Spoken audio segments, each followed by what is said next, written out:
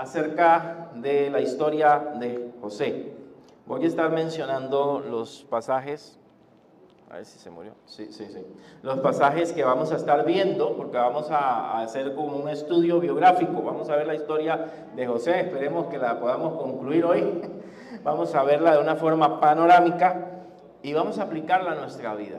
Espero que el Señor bendiga nuestras vidas a través de esta palabra en esta hora. Y no pretendo que pueda verlo como hemos hablado, tenemos también como proyecto cambiar ese videoín y pasarlo al salón y poner algo más potente por acá, o una pantalla, dice el hermano por acá. Bueno, lo que el Señor provea.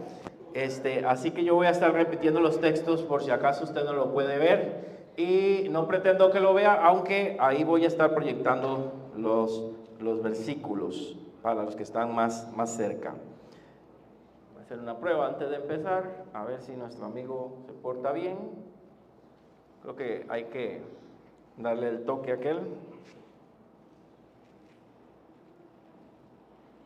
Nos vamos a estar ubicando en Génesis 37, por ahí vamos a estar nosotros, sí, la segunda fila, sí, se lo agradezco. No, todavía, entonces si me lo llevan allá para que lo configuren. Vamos a orar por mientras, pedir a Dios su bendición. Padre eterno, queremos en esta hora que tú, Señor, bendigas nuestras vidas. Nos hables a través de tu palabra y a través de estos textos, Señor, cobren vida en nuestros corazones, en nuestro ser, que tú hables a nuestra alma, tú hables a nuestro espíritu y que podamos ser corregidos, Señor, por tu palabra en esta hora, que tú puedas transformarnos, Señor, a través de la misma y te puedas glorificar en nosotros, Señor, para tu gloria y para tu honra. Amén. Amén. José era uno de los hijos menores de Jacob, o sea, nieto, ¿verdad?, de Isaac. Nosotros podemos ver cómo la promesa divina era transmitida de generación en generación a los patriarcas. José tiene una historia muy particular. Ya estamos en la época donde se están formando o están los hijos de Jacob, que serían prácticamente los que formarían las tribus de Israel. Pero José destaca, aunque no entra en una de las tribus de Israel por ciertas circunstancias, la vida de José destaca de una manera extraordinaria. La historia de José en la Biblia nos enseña cómo Dios obra en nuestras vidas a través de los desafíos y aprendemos la importancia de confiar en el plan de Dios, aún en los tiempos difíciles. La historia de José destaca cómo Dios guía nuestras vidas a través de las dificultades, enseñándonos a confiar en su plan, incluso en los momentos de adversidad y confusión, como lo hizo con José. Y nos vamos a ubicar en Génesis 37, versículo 3 al 4. No puedo proyectar todo lo que vamos a ver, pero como para que tengamos una guía. Génesis 37, del 3 al 4. Cuando lo tengan, pueden decir amén. Qué rápidos, hermanos. Dice la Escritura que amaba Israel a José más que a todos sus hijos, porque lo había tenido en su vejez. Como dicen aquí en Costa Rica, era el cumiche, ¿verdad? Y le hizo una túnica de diversos colores. Y viendo sus hermanos que su padre lo amaba más que a todos sus hermanos, le aborrecían y no podían hablarle pacíficamente. Aquí ya vemos un problema, que si usted estudia la historia de estos hombres, todos ellos tenían favoritismos hacia alguno de sus hijos, y eso trajo problemas en la relación familiar. Lo mismo sucedió con Jacob. Jacob no era el favorito de su padre, era el favorito de su madre. Pero en vez de corregir estas cosas, lo siguió haciendo. Y a veces cuando hemos sufrido por alguna circunstancia de nuestra familia, aprendemos algunas circunstancias incorrectas que seguimos transmitiendo de generación en generación. Y acá él no corta con eso, sino que, por supuesto, José era el hijo de la mujer que él amaba, no de las otras, ¿verdad? Y era el más pequeño, era el cumiche de la casa y probablemente era el chineadito. Era el que más cuidaba, era el que más quería y los hermanos lo sabían. Los hermanos sabían que había un favoritismo hacia él. Cuando se da eso en las familias, que siempre se pregunta y la gente dice, no, yo no tengo favoritos, yo los quiero a todos por igual. Tal vez no tenga favoritos, pero siempre hay hijos con los cuales tú te puedes relacionar mejor y otros con los cuales no. Tal vez son iguales a ti y comienzan a chocar el mismo carácter, la misma forma de ser, el mismo pensamiento y comienzan a haber roces y la otra persona tal vez no choca tanto contigo y como que las cosas fluyen. Y eso es química, pero eso no significa que no se amen a los hijos. Esto significa que hay tal vez alguna afinidad, pero en este caso era ya más allá de una afinidad, era favoritismo. Y entonces la túnica de colores, como muchos de ustedes saben, se le colocaban a los príncipes. Eran las personas de la realeza o las personas importantes las que vestían con túnica de colores, lo que significaba que a José lo vestían bien bonito, bien chaneadito, ¿verdad? Y a los otros con ropa de campo, porque eran los que iban al campo a trabajarle a papá.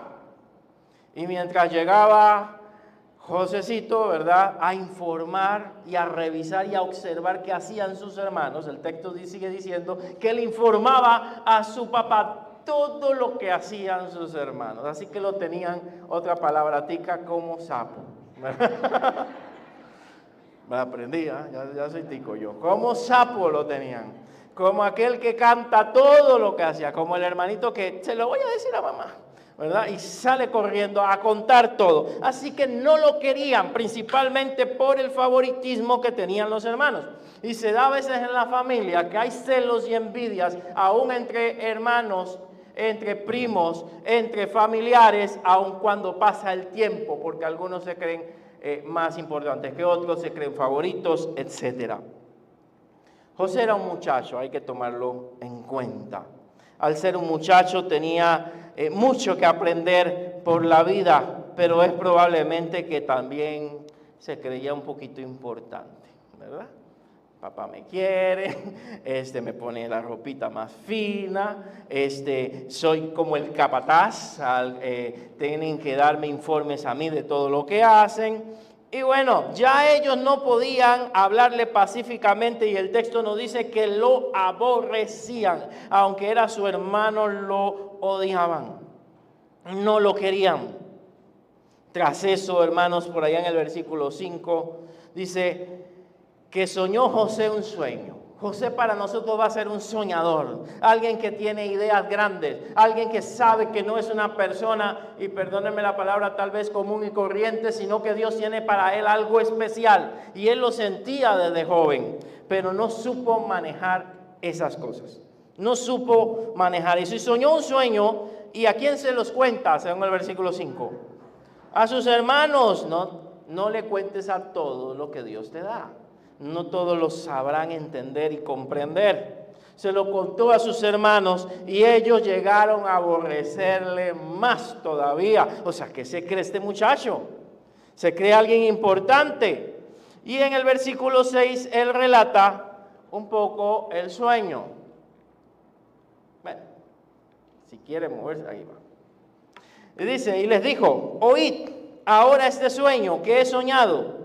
He aquí que atábamos manojos en medio del campo, y mi manojo se levantaba y estaba derecho, y vuestros manojos estaban alrededor y hacían así. Los de ustedes hacían así, para que me puedan entender cómo lo sintieron ellos, ¿verdad? Y el mío estaba erguido, mientras que el de ustedes reverenciaban al mío, ¿verdad? A mi manojo. Por supuesto que esto no necesitaba tanta interpretación. Esto no necesitaba una persona muy audaz para comprender que lo que estaba queriendo decir es que ellos le iban a servir a él, que en el futuro ellos le servirían. Pero esto pasaría mucho más adelante, así que ellos no lo comprenden y lo toman como algo de orgullo. Lo toman muy mal. En el verso 8 le respondieron los hermanos: ¿vas a reinar sobre nosotros? ¿Vas a ser rey? ¿Te vas a enseñorear sobre nosotros? Y dice que lo aborrecieron aún más por causa de sus sueños y sus palabras. Otro día sueña de nuevo y el hombre no aprende. Se lo cuenta a sus hermanos nuevamente. Y en este dice: miren, también a sus papás, el sol y la luna y 11 estrellas. ¿Cuántos eran ellos? 11. Y 11 estrellas, ¿verdad? Se inclinaban ante mí. Evidentemente está hablando papá y mamá, y los 11 hermanos se postran ante él. Así que él le dice esto a sus hermanos y a su padre. Su padre le reprende porque piensa que es una mala actitud. Le dice: ¿qué sueño es este que soñaste? ¿Acaso vendremos yo, tu madre y tus hermanos a postrarnos en tierra ante ti? Y un versículo clave acá: sus hermanos le tenían envidia. Más su padre, como cuando cuando José decía cosas, Jesús decía cosas muy profundas, dice la Escritura que María meditaba en las palabras de Jesús. Dice que sus hermanos le tenían envidia, mas su padre meditaba en esto. ¿Será que será cierto? ¿Será que Dios le está hablando? ¿Será que hay algo especial para este muchacho? ¿Verdad? Pero era un joven inmaduro. Si hubiera sido más maduro, se lo calla y se lo reserva y sigue orando a Dios. Pero no, lo quiso compartir con su familia, solo que sus hermanos ya estaban lastimados, sus hermanos ya estaban dañados, y no era tanto por culpa de José, aunque también ayudaba, era por el favoritismo que tenía su padre. Entonces, hermanos, ocurre algo que cambia el destino y las circunstancias. Ocurre algo que transforma la vida de todos allí. Y es que ellos comienzan a planear qué hacer con José y a tratar y piensan en quitarle la vida. Cuando vemos en historias se nos menciona que pensaban en venderlo, no, ellos pensaban matarlo. Esa era la primera opción. Pero los dos hermanos mayores se opusieron. Ellos querían matarlo. Probablemente Satanás, que utiliza la envidia, aprovecha a estos muchachos para ver si eliminan a José y de alguna manera traen sobre ellos una maldición hacia las demás generaciones y hacia la formación de las tribus. Pero Dios está en control de todo. Y en medio de todas las circunstancias, Dios tiene un plan y aprovecha muchas veces las cosas negativas para transformarlas en positivas. Allá en Génesis 37 nos dice que cuando lo ven de lejos, ahí viene el soñador, cuando lo ven de lejos conspiraron para matarle.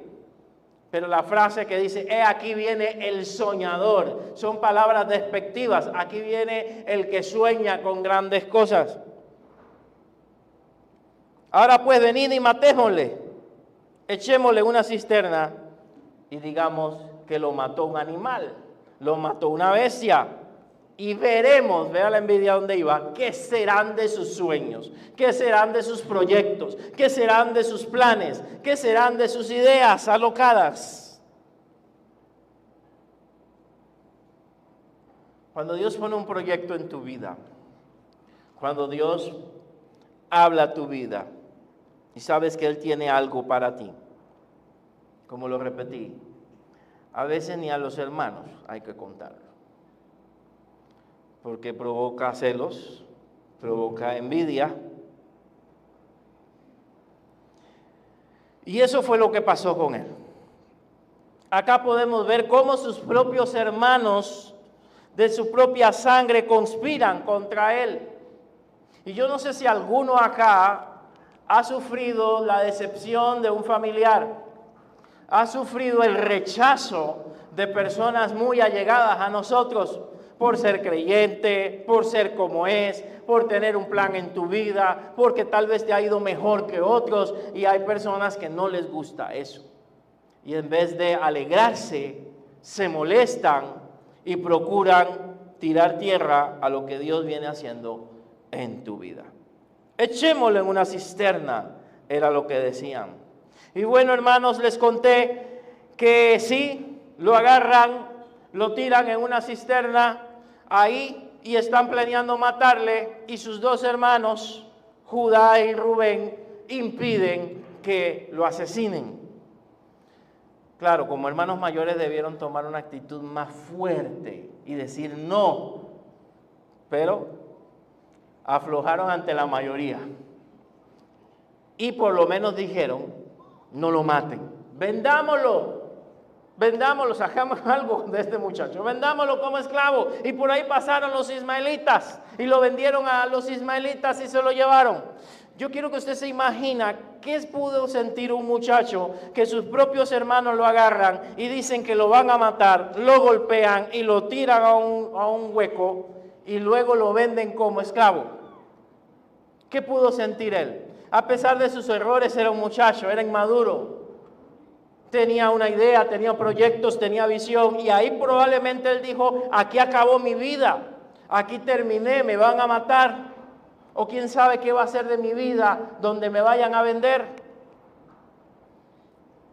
Y esto es lo más difícil de nosotros entender cuando Dios nos permite que pasemos por cosas duras, y que si les pregunto a ustedes, aquí pasamos toda hasta el mediodía y más, ¿verdad?, de las situaciones difíciles que hemos pasado. Pero todas esas circunstancias, Dios no nos abandonó en ellas, sino que guió su mano con un plan y con un propósito, que aunque otras personas quisieron hacernos daño, Dios puso su mano sobre nosotros.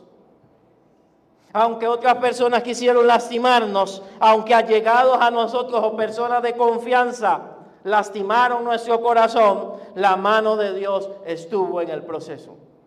Pero aquí José no la puede ver. Aquí José solo sufre, pero Dios está con él.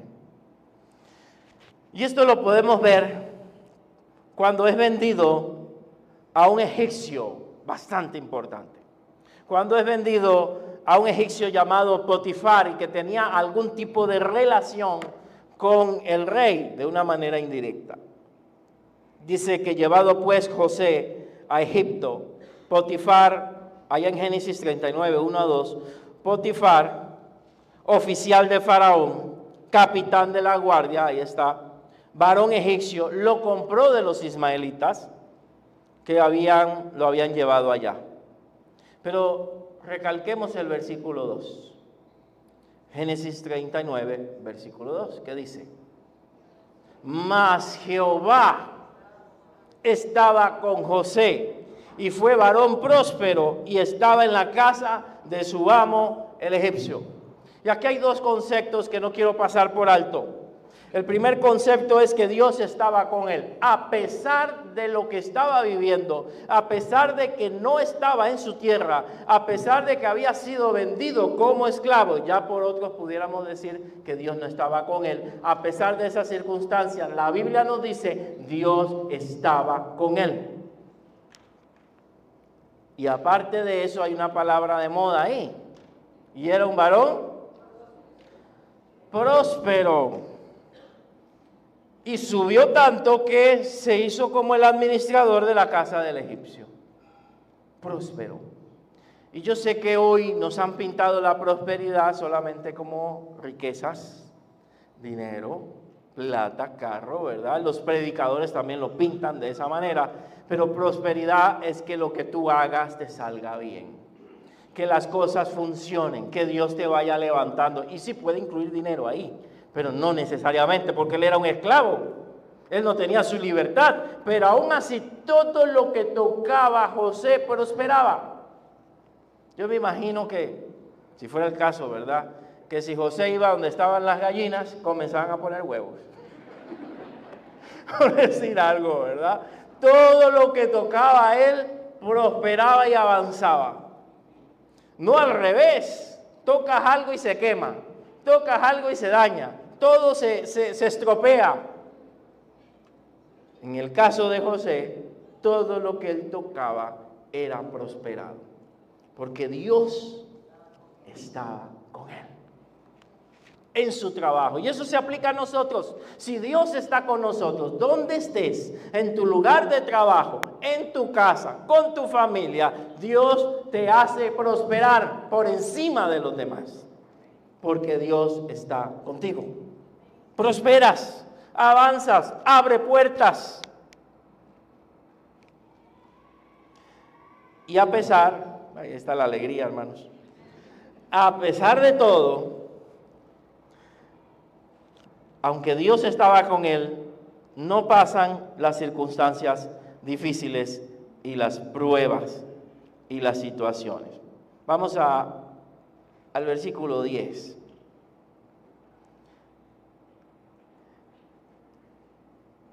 La esposa de Potifar se le insinúa, hermanos, desde el versículo 7, y le dice, duerme conmigo. 9 y 8, le dice, duerme conmigo, y él no quiso, y dijo a la mujer de su amo, he aquí mi señor, estoy en el 8, no se preocupa conmigo de lo que hay en casa, ya ha puesto en mi mano todo lo que tiene, no hay otro mayor que yo en esta casa, y ninguna cosa me ha reservado, sino a ti. Ella se le insinúa, y probablemente, hay que decirlo, probablemente siendo egipcia y con todo lo que usaban de maquillaje en aquella época, hermanos, no creo que era una mujer fea, ¿verdad? Tiene que haber sido una mujer muy bonita. Estaba solo, él estaba ahí, él podía haber aprovechado la situación, nadie se da cuenta, entre comillas, pero Dios que lo ve, sí se daría cuenta. Pero era también un hombre íntegro, no que era, hermanos, otra cosa, ¿verdad? Sino que él amaba a Dios. Y el texto nos dice que hablando ella a José, vea, cada día, también nos dice antes que era alguien de hermoso parecer, o sea, que se veía bien, que era bonito, tampoco era feo, era guapo, ¿verdad? Ella le hablaba cada día y él no la escuchaba. Pero aprovechó que entrando él un día en la casa para hacer su oficio, no había nadie de casa allí. Y ella lo tomó por la ropa y diciendo, duerme conmigo. Entonces él salió corriendo, hermanos, dejó su ropa en las manos de ella, huyó y salió. Lo he dicho en otras ocasiones. ¿Por qué salió huyendo? Y hay textos en el Nuevo Testamento que dice que debemos huir de la tentación. Porque probablemente sintió tentación. No es que era un ángel con corona, alas y que no tenía deseos sexuales. Si el enemigo lo estaba atacando por ahí es porque la mujer era bonita y lo estaba tentando. Y entonces él, en vez de ponerse a conversar con ella, lo he dicho en otras ocasiones, ay no, eso no lo podemos hacer, no, pero tú eres muy bonita. Pero a mí me gustas, pero yo amo a Dios, ¿verdad? Y jugando con el diablo ahí quedas enredado, no cortó la relación. Y hay momentos donde usted no puede jugar con el diablo. Alguien le manda un mensaje equivocado, incorrecto, y bloquéelo de una vez, deje de vacilar, deje de estar coqueteando con el diablo, deje de estar escuchando esas palabras, corte con eso inmediatamente para que no le sea tentación. Porque si usted sigue oyendo, en algún momento va a caer. Hay muchas mujeres aquí, así que con cuidado voy a decir esto, ¿verdad? ¿Por dónde entró Satanás el pecado? Por Eva, no. Eva le puso atención ¿a quién? La serpiente la cual le hablaba y después despertó toda codicia en ella. No escuchemos al diablo, huyamos de él, huyamos. Él huye y bueno, le queda la ropa en las manos. Y alguien diría, pero ¿por qué le quedan las ropas en las manos? Pero es las ropas externas que él tenía. Ellos usaban una ropa interior, como decir una camiseta. En el caso de nosotros sí teníamos otra ropa, una túnica exterior. Y cuando ella la agarra, ella se queda con la túnica exterior. Y él queda con la interior. Así que ella aprovecha eso, hermanos. Y usa esa ropa de enojo para decir que él intentó violarla, según los demás versículos que vienen ahí. Quiso deshonrarme y pega gritos para que llegue ahí la guardia, diciendo eso. Espera al esposo y le dice el hebreo, al cual tú traíste, quiso deshonrarme. Dijo, duerme conmigo. Y esa fue la venganza. Esa fue la venganza. Y salvado que no está él en las leyes de hoy, de este mundo, ¿verdad? Donde el hombre es culpable primero antes que se demuestre lo contrario. No es así. La mujer dice algo, tiene que probar el hombre que no fue así, aunque no sea justo. Y en este caso era la mujer de quién? De la persona más importante ahí, así que le creyeron a ella. No hubo forma de que él se defendiera, no hubo forma de que él hiciera otra cosa. Más bien, Potifar, porque lo quería, no lo mató, pero porque Dios estaba ahí en todo. ¿Y a dónde termina, hermano? Yo sé que usted sabe la historia. ¿A dónde va? Va a la cárcel y no está jugando Monopolio. Va a la cárcel gratis. Inmediatamente lo colocan en la cárcel, según el versículo 19 al versículo 20. Dice, así me ha tratado tu siervo. Se encendió su furor, tomó su amo a José y lo puso en la cárcel donde estaban los presos de quién, al final del versículo. Los presos del rey, así que eran presos importantes. Y estuvo allí en la cárcel. Pero un dato, los presos del rey probablemente no vivían mucho. A los presos del rey los iban ejecutando más rápido, porque eran presos que había que eliminarlos, y eran los presos del rey, así que la vida de José peligraba. Pero el versículo 21 nos muestra a Dios trabajando. Pero Jehová,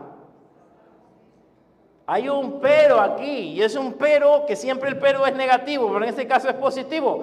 Pero a pesar de todo, Jehová estaba con José y le extendió su misericordia y lo puso en gracia ante los ojos del jefe de la cárcel.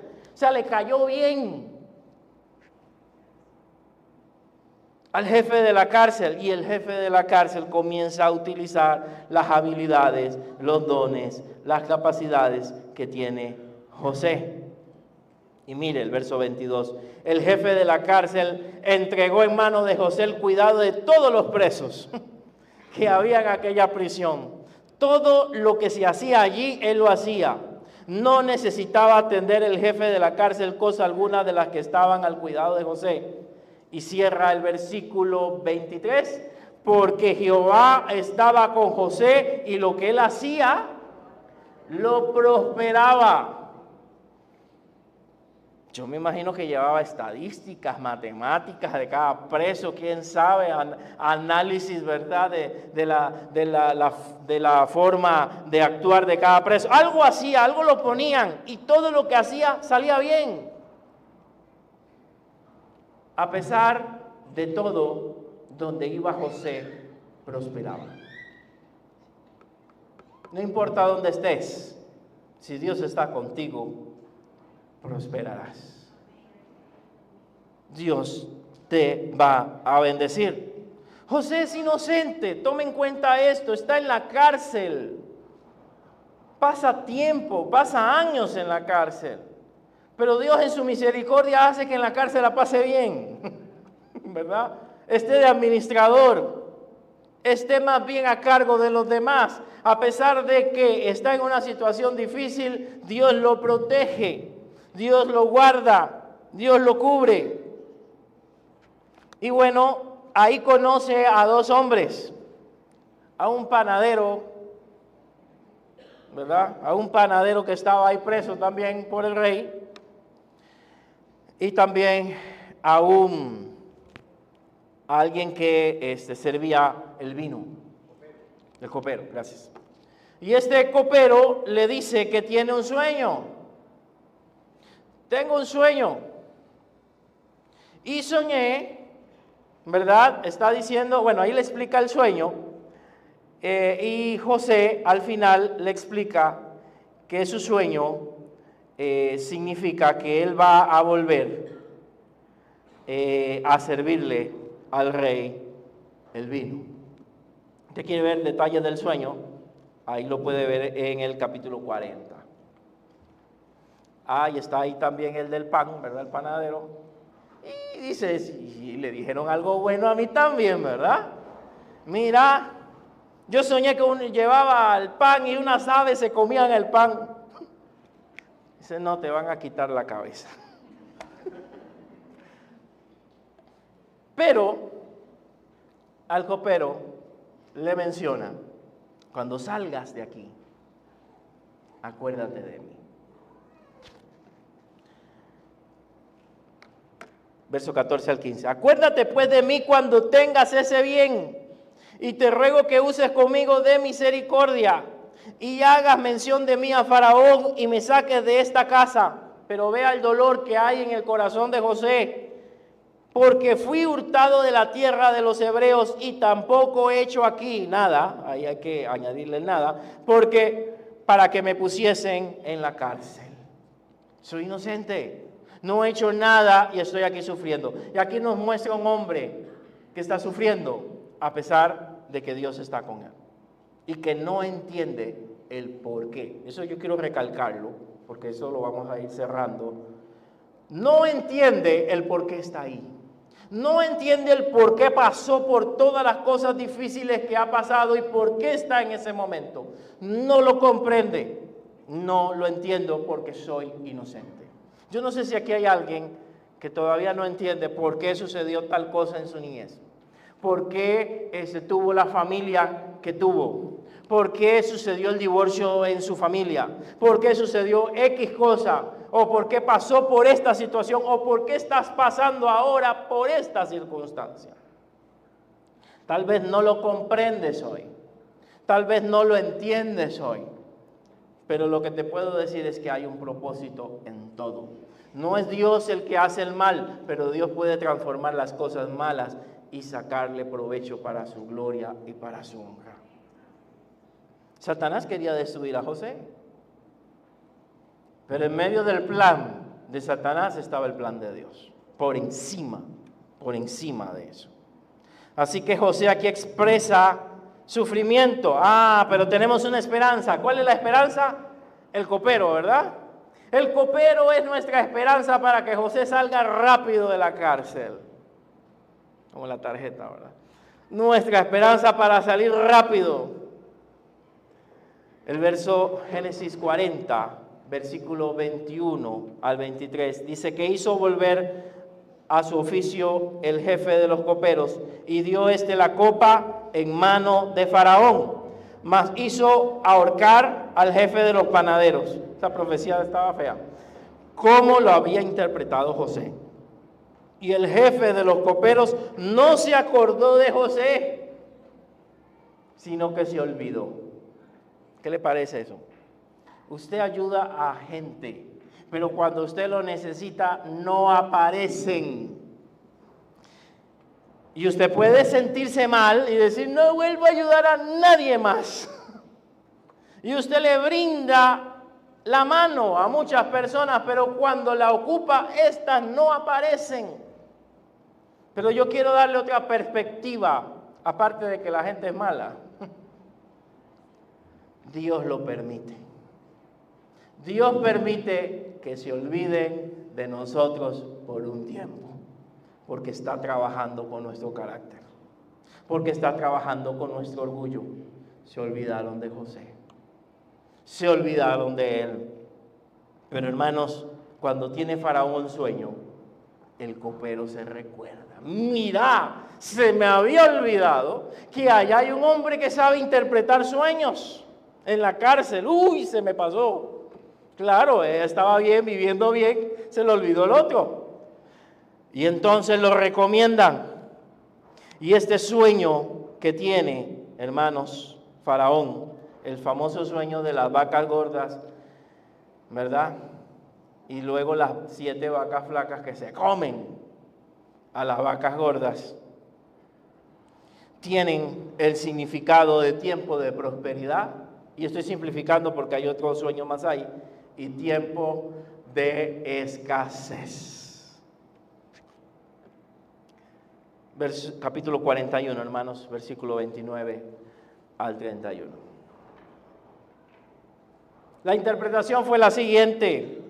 Dice José al faraón cuando lo llevan para interpretar el sueño: he aquí vienen 7 años de gran abundancia en toda la tierra de Egipto, y tras ellos seguirán 7 años de hambre, y toda la abundancia será olvidada en la tierra de Egipto. El hambre consumirá la tierra, y aquella abundancia no se echará de ver a causa del hambre siguiente, la cual será gravísima. 7 años de prosperidad y 7 años de escasez. La escasez será mayor que la prosperidad que haya tenido Egipto.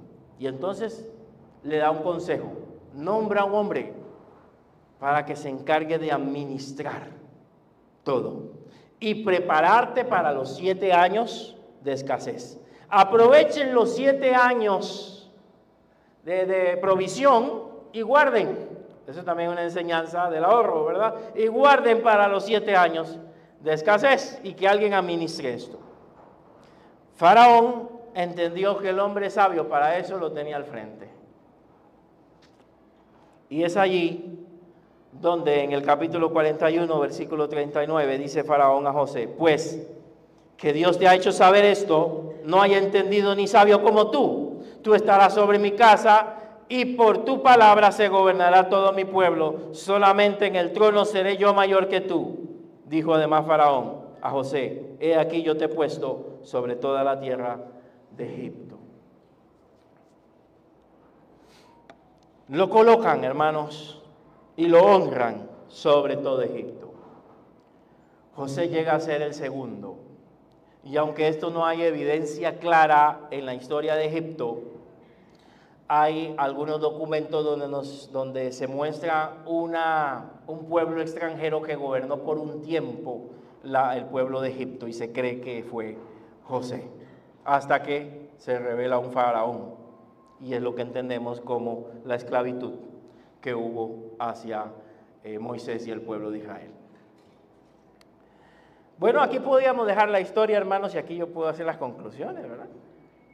Y decir que Dios bendice a aquel que le es fiel hasta el final, que Dios prospera a aquel que, aunque pase por sufrimientos, se mantiene fiel y Dios lo levanta. Pero no puedo terminar acá. No puedo terminar acá porque hay algo que tiene que resolver José.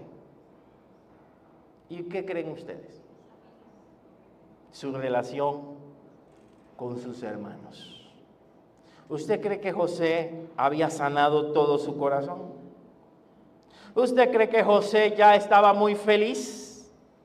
Todavía estaba la carga en su corazón. Y hermanos, cuando queremos huir del pasado, el pasado nos alcanza. Y allá en las tierras lejanas de Egipto, aparecen sus hermanos en el momento de escasez, buscando alimento para llevar a su familia. Ya están más viejos, ya están más grandes, ya pasaron por muchas cosas. Probablemente ya algunos maduraron, ya no eran los mismos muchachos. Pero José tiene algo que sanar en su corazón, tiene algo que arreglar. Y para poder Dios usar a alguien por completo, tiene que sanar heridas. Y aunque Dios tenga un plan para tu vida, tiene que sanar heridas en nuestros corazones para que Él nos pueda usar. Dice que José, Génesis 42, versos 7 al 9, cuando vio a sus hermanos, los reconoció y se hizo como el que no les conocía. Pero tome esto, les habló ásperamente, les habló tosco. A veces no prestamos atención a esto. Y es probable que comienza en el corazón de José una lucha entre si los perdono o no los perdono. Tengo la autoridad para hacerles daño. Tengo la autoridad para acabarlos. Los tengo en mis manos. Puedo aplicar venganza. Ojo por ojo, diente por diente. ¿Verdad? El que me la hizo, como dicen algunos de ustedes, me la paga. No, ustedes no. Los ve, los trata de forma áspera y le dice, ¿de dónde vienen? Ellos dicen que vienen de Canaán para comprar alimentos. Los hermanos no lo conocieron. ¿Pero por qué no lo conocieron? Y él sí. Porque José era un muchacho. A verlo con barba, más grande, más alto, ¿verdad? No sé, no lo reconocen, pero él sí los conoce. Mira, este Judá, este Rubén, este Simeón, aquí están todos. Y aquí nos dice el versículo 9 que ya comienza él a comprender su propósito. Se acordó de sus sueños. Se acordó en ese momento de sus sueños que había tenido acerca de ellos. Y les dice, ustedes son espías que han venido al país. Aquí comienza a sacar algunas cosas que está ahí. Y bueno, los alimenta bien, eso sí, les da comidita. Y les hace una propuesta. Bueno, una propuesta no, prácticamente en el verso 16 los mete presos, hermanos. ¿Por qué los mete presos? Me imagino para que sientan un poquito, aunque él les llevaba comidita, los alimentaba muy bien, los metió presos. Enviad a uno de vosotros y que traiga a vuestro hermano. Quiero ver al hermano menor. Traigan a vuestro hermano y vosotros quedad presos. Vuestras palabras serán probadas. Y si no, vive Faraón que sois espías. Pero Dios también había trabajado en el corazón de los hermanos. Y decían el uno al otro, verdaderamente hemos pecado contra nuestro hermano.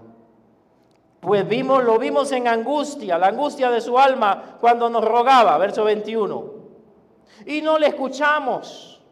Y por eso ha venido sobre nosotros toda esta angustia. Entonces Rubén, que era uno de los mayores, le respondió diciendo, ya lavándose la mano, no les dije, no pequéis con el joven y no escuchaste. Yo se lo dije. He aquí también se nos demanda su sangre. Probablemente pensaban que ya estaba muerto. Bueno, hermanos, ahí les dejo la historia para que usted la siga viendo. Si llevan al muchacho, lo conoce, él lo que quería era ver a su hermano menor, ¿verdad? De la misma madre, ¿verdad? Le da ganas de llorar, se oculta, y después se le ocurre meterle una copa ahí y decir que son ladrones. Y esto también es para probarlos. Para probarlos y para dejar preso supuestamente al hermano, probablemente para quedarse con él. Capítulo 44, versículo 33 al 34. Al hacer esto, él se da cuenta que ellos han cambiado. Dice, te ruego por tanto que quede ahora tu siervo en lugar de mi señor, y que el joven vaya con sus hermanos, porque ¿cómo volveré yo a mi padre sin el joven? No podré, por no ver el mal que sobrevendrá a mi padre. Oiga, eran unas personas que no le interesaba a nadie, pero aquí están diciendo, no puedo volver sin mi hermano. Mi padre va a morir de angustia, porque al morirse el hermano anterior, su alma quedó ligada a este que es el pequeño. No puedo llegar sin mi hermano, no hagas esto. Y le ruega para que no lo permita. Ese es Judá, el hijo mayor. Le ruega. Amados, José no se puede contener. Y ahí en el capítulo 45, versículo 3, José dice abiertamente a sus hermanos, yo soy José. ¿Vive aún mi padre? Pregunta. Y sus hermanos no podían responderle, o sea, no le podían creer, estaban turbados. Entonces dijo José a sus hermanos: acercaos a mí. Me imagino que se abrazaron. Y él le dijo: yo soy vuestro hermano, el que vendiste para Egipto. ¿Cómo le sonaría eso a ellos? Una buena novela, creo que hay una, ¿verdad? El que vendiste para Egipto. Yo imagino que quedaron aterrorizados y viéndole con toda esa pompa, con ejércitos y todo. Ahora no se entristezcáis. Mira el corazón, ya Dios había trabajado en José. Ni os pese haberme vendido acá. Eso solo una persona madura puede decir eso. No les pese haberme vendido. No, tranquilos. Porque para preservación de vida me envió Dios delante de ustedes. Aquí comprende José su propósito. Este y el versículo que sigue. Aquí entiende, no fueron ustedes los que me enviaron acá. No fueron ustedes los que me trajeron. Fue Dios que permitió todas las circunstancias para que yo llegara a ser segundo en Egipto. Propósito de la vida de José, ya casi voy concluyendo.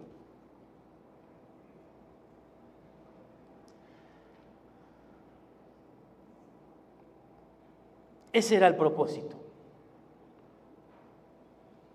Ahora pues no os entristezcáis, ni pese os haberme vendido acá, porque para preservación de vida me envió Dios delante de vosotros. Pues ya ha habido 2 años de hambre en medio de la tierra, aún quedan 5 años en los cuales ni habrá arada ni siega. Y Dios me envió delante de ustedes para preservaros posteridad sobre la tierra y para daros vida, subraya eso, por medio de gran liberación. Dios me trajo aquí para preservarles la vida a ustedes. Por eso Dios me trajo aquí. ¿Cuándo entendió José su propósito? Muchos años después. Muchos años después. ¿Qué cosas han pasado en tu vida hasta el día de hoy?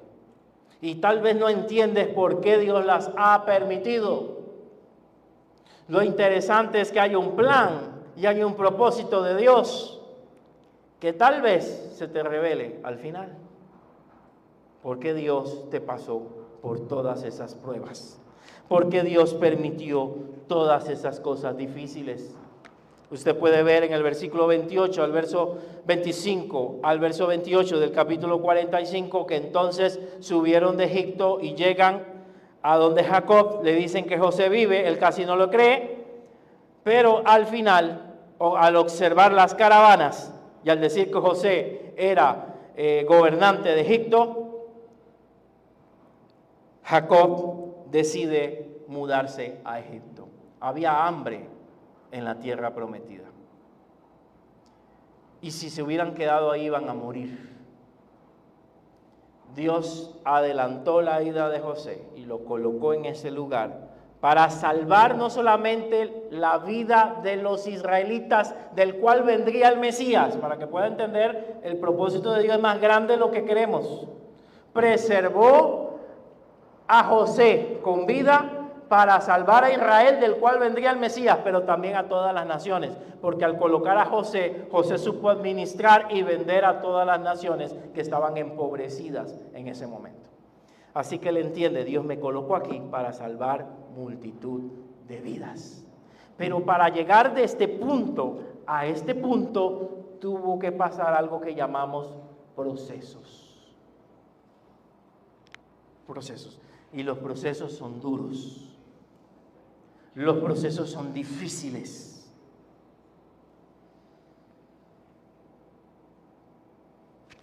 Quiero ir cerrando con un pasaje que hemos usado mucho el año pasado en nuestros estudios de Romanos. Y sabemos, y quiero que subraye esa parte, que a los que aman a Dios, José amaba a Dios por encima de sus deseos. A los que aman a Dios, todas, subráyelo también, todas las cosas les ayudan a bien. Todo. Aún tus propios errores y fallas. Si Dios tiene un propósito. Ahora, un segundo requisito. Esto es a los que conforme a su propósito son llamados. Hagamos un ejercicio corto para terminar. ¿Qué aprendemos de esta historia? ¿Qué aprendemos, hermanos? Pueden hablar si quieren, no hay problema. No quedan grabados. Perdón. ¿Algo más? ¿Perdón? Propósitos de Dios. Propósitos. El amar a Dios. Todo pasa por alguna razón y para bien, al final. ¿Dios siempre? Dios siempre tiene un plan perfecto. Genial. Hermano. Perseverar. José perseveró, se mantuvo fiel a Dios. Tener temor a Dios. Aún en medio de la prueba. Tener temor a Dios. Ok, ¿qué aprendemos sobre el sufrimiento? Que el sufrimiento, hermanos, injustificado, ¿verdad? Tiene un propósito de Dios. Pasa. No es para siempre, aunque parece muy largo. Algún momento termina. Acerca del tiempo de Dios, es perfecto. Y hay que aprender a esperar el tiempo de Dios. ¿El perdón? Sí. El perdón creo que es lo que más nos cuesta como seres humanos. Pero a veces no podemos pasar de una etapa si no aprendemos a perdonar. No podemos pasar a otra que Dios tiene para nosotros. El propósito de Dios es bueno, perfecto. El propósito de Dios siempre se cumple. Al final de todo, siempre se cumple. ¿De quién es tipo José? José, ¿a quién representa José? A Jesús, vendido por sus hermanos, por sus allegados, por Judas. Ahí lo vemos. Sufrió hasta la muerte y muerte de cruz. Perdonó aún en la cruz. No saben lo que hacen. Fue tentado en todo, dice la Escritura. José fue tentado, pero sin pecado, sin caer. Y la más importante, José logró salvar mucha gente. Jesús es nuestro Salvador y nuestro liberador. ¿En qué parte, eso lo responde usted, en qué parte de un proceso parecido al que hemos visto estás tú? ¿En qué parte estás? ¿En la que no entiendes o en la que ya entendiste? ¿En la que estás sufriendo? ¿En la que te encuentras en el hoyo? ¿En la que te encuentras en el extranjero, en la cárcel? ¿En la que te acusan injustamente? ¿O en la que a pesar de estás prosperando? ¿En la que a pesar de todas las circunstancias estás saliendo adelante? ¿En cuál estás?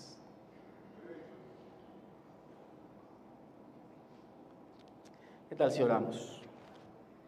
Tal si inclinas tu rostro. Quiero decirle que este pasaje, a mí en los momentos más duros de mi vida, me habló muchísimo y me ayudó a superar muchas cosas en los momentos de mi adolescencia, en los momentos de mi juventud, donde pasé muchas situaciones difíciles. Este pasaje bendijo mi vida. Espero que bendiga su vida. Y que usted pueda entender que Dios es un Dios de propósitos. Y a los que aman a Dios, como dice la Escritura, todas las cosas le ayudan a bien. Esto es a los que conforme a su propósito son llamados.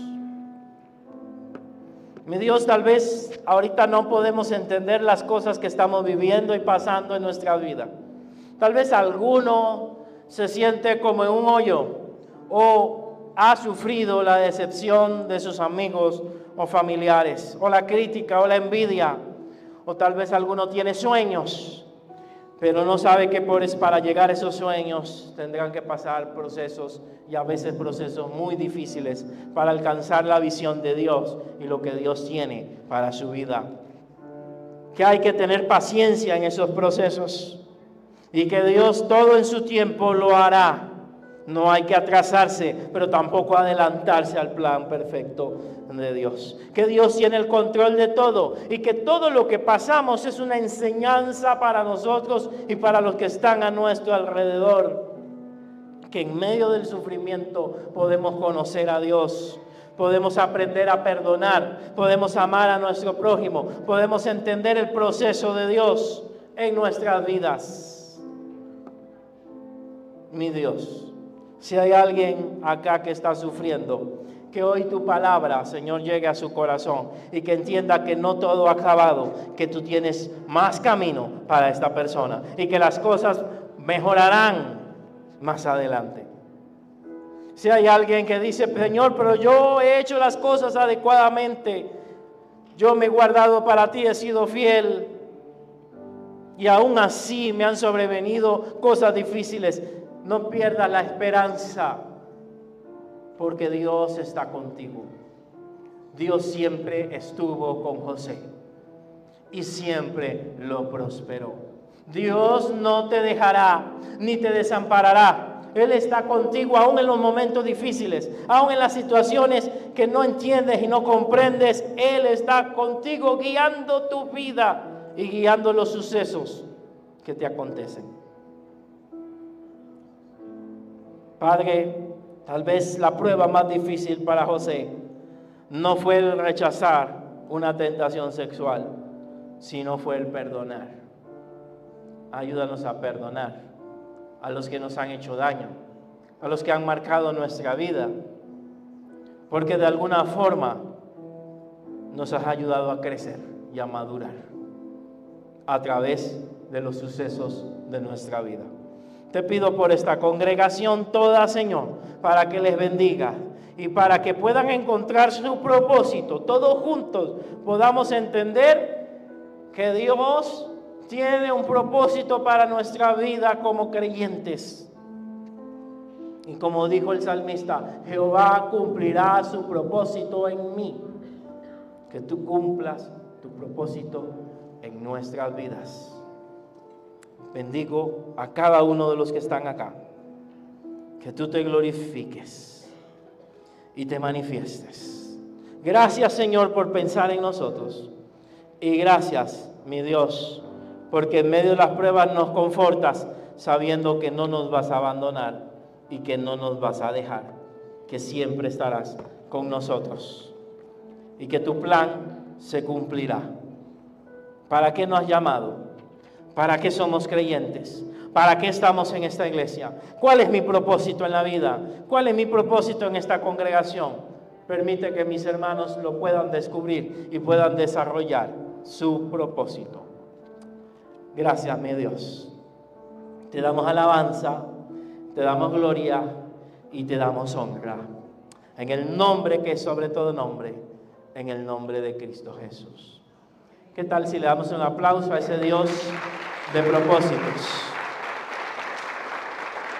Gracias por su amor y su misericordia. Que Dios me les bendiga, hermanos.